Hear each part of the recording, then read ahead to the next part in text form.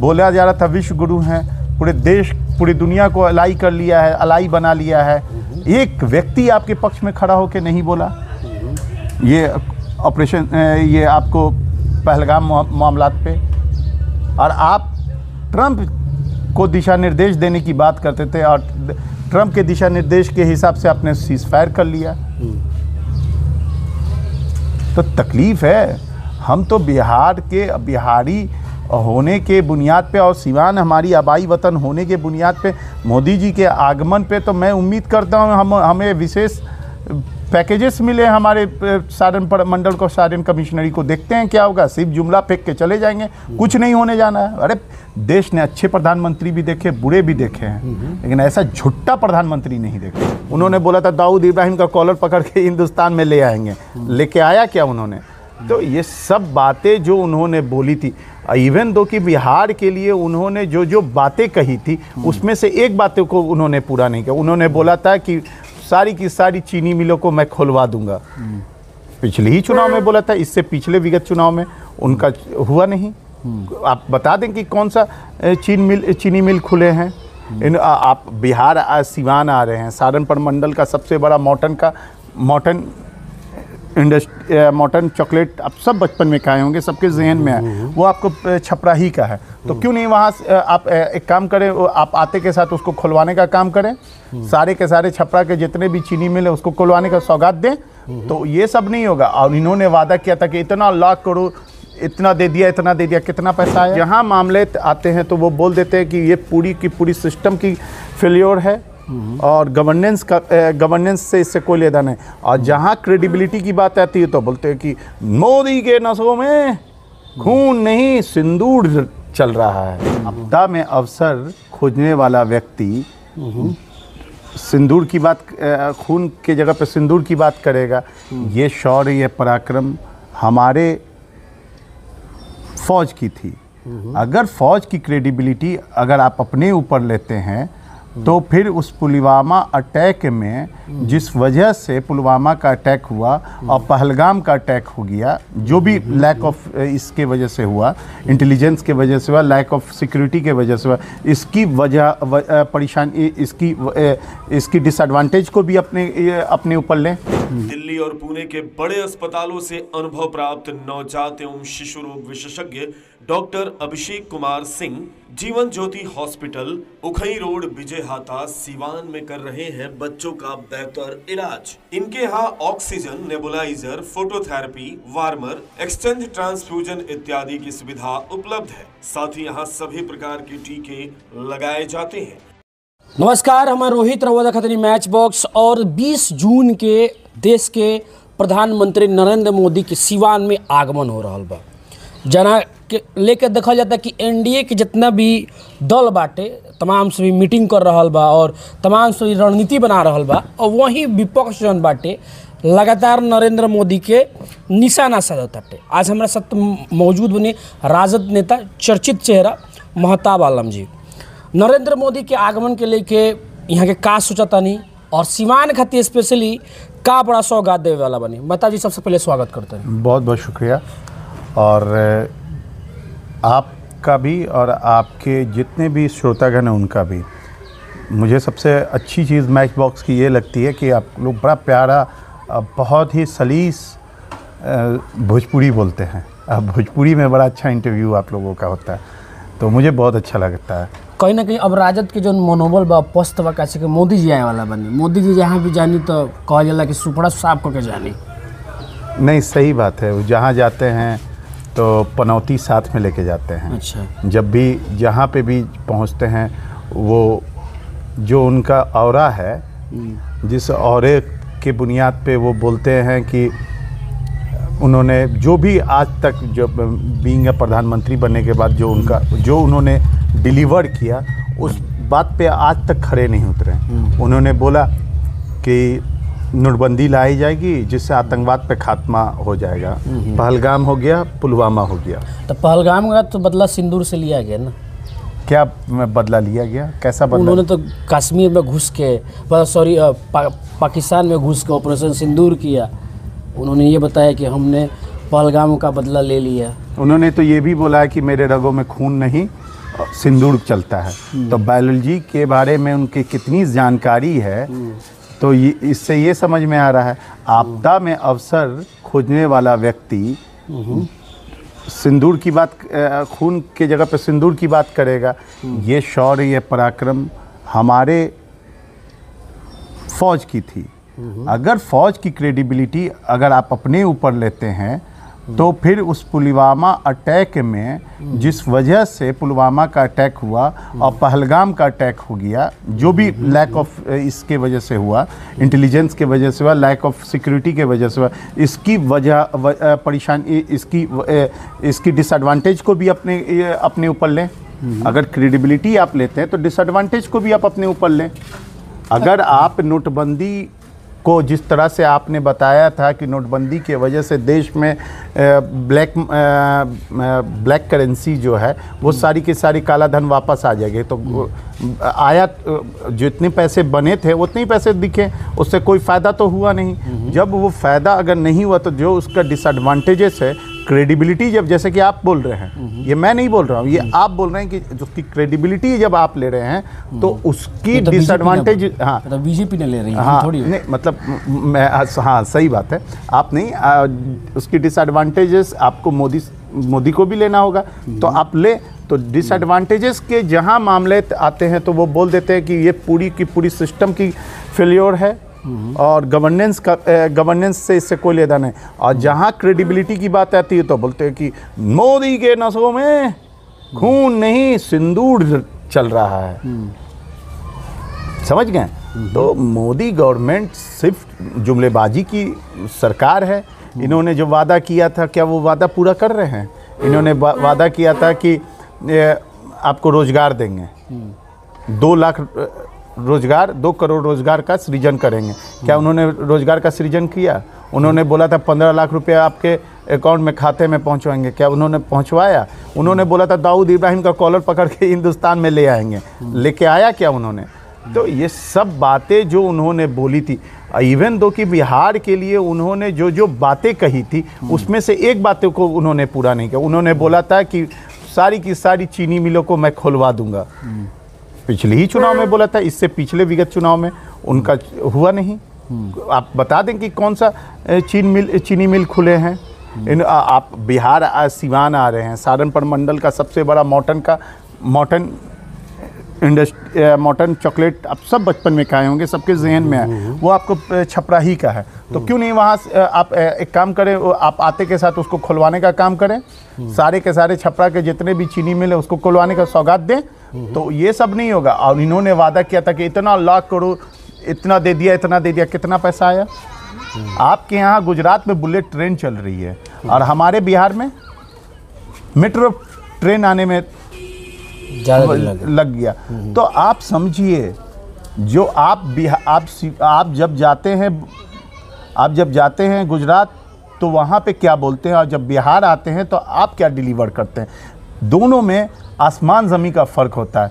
If we are going to compare his word from आपको Gujarat to Bihar, it is just like that we are comparing the hockey with gilli danda. वहाँ पे रहता है कुछ और, वहाँ पे इनकी जो बातें होती है बुलेट ट्रेन की बातें होती है, यहाँ पे तो एक लोकल ट्रेन की भी बात नहीं करते हैं।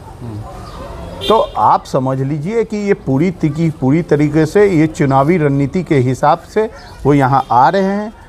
वो ऐसे भी ये हर मोर्चे पे विफल है, हर मोर्चे पे विफल है मोदी सरकार। हर मोर्चे पे बोला जा रहा था विश्व गुरु हैं, पूरी दुनिया को अलाई कर लिया है, अलाई बना लिया है। एक व्यक्ति आपके पक्ष में खड़ा होकर नहीं बोला।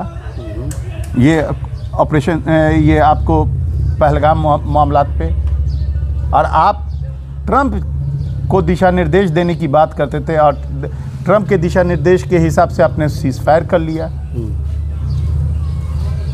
तो तकलीफ है। हम तो बिहारी होने के बुनियाद पे और सिवान हमारी आबाई वतन होने के बुनियाद पे मोदी जी के आगमन पे तो मैं उम्मीद करता हूँ हमें विशेष पैकेजेस मिले हमारे सहारनपुर मंडल को, सहारन कमिश्नरी को। देखते हैं क्या होगा। सिर्फ जुमला फेंक के चले जाएंगे, कुछ नहीं होने जाना है। अरे देश ने अच्छे प्रधानमंत्री भी देखे, बुरे भी देखे हैं, लेकिन ऐसा झुट्टा प्रधानमंत्री नहीं देखा। अच्छा, जब भी आप लोग भी बातें करते हैं ये सारी चीज़ें जो आपने कहा, तो बीजेपी या जदयू जो एनडीए है तो वो जंगल राज की तुलना करती है। उनके ज़माने में क्या होता था, नीतीश कुमार जी कहते थे उनके ज़माने में गोलियां चलती थी, दिन दहाड़े उठा लिया जाता था, ऐसी पक्की सड़कें थी, ऐसे स्वास्थ्य सुविधाएं थी। आखिर में जब भी कोई मुद्दा आता है तो आपके जंगल राज को क्यों कंपेयर किया जाता है? देखिए, मामला तो ऐसी है कि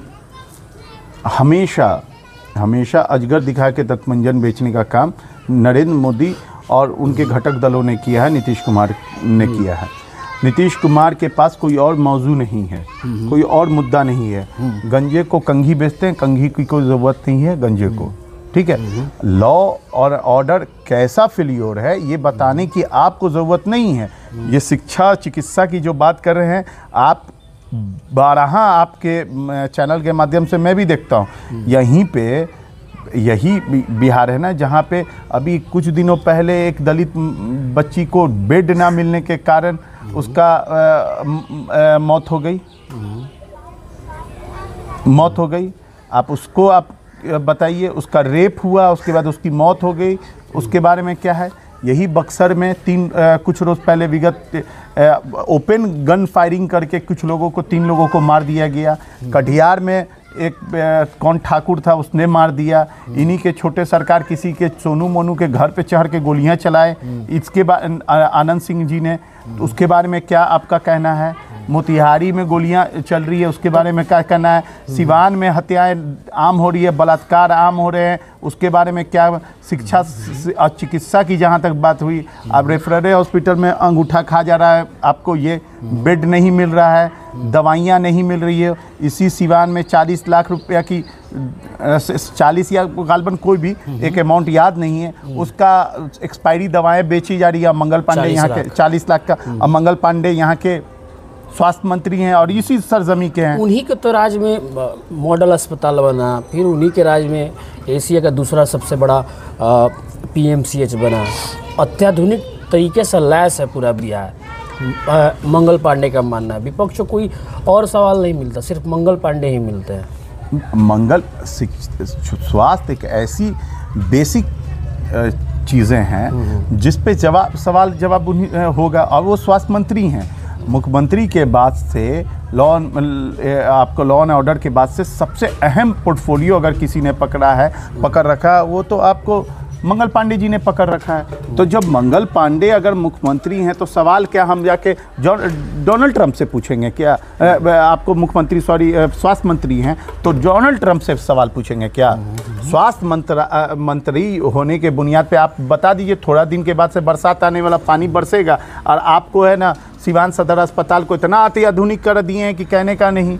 इतना अत्याधुनिक हो गया कि आपको पानी का कमर तक पानी रहेगा, और आपको बाइक की पैदल जाने की ज़रूरत नहीं, उसमें डेंगी की ज़रूरत पड़ेगी आपको जाने के लिए। आपने ये देखा है ना, आपके चैनल से भी ये दिखाया गया है। तो आप बताइए कितनी ये हो गया। अगर PMCH को एक PMCH की ज़रूरत नहीं है, हर ज़िले में PMCH जैसे हॉस्पिटल की ज़रूरत है। क्या हुआ?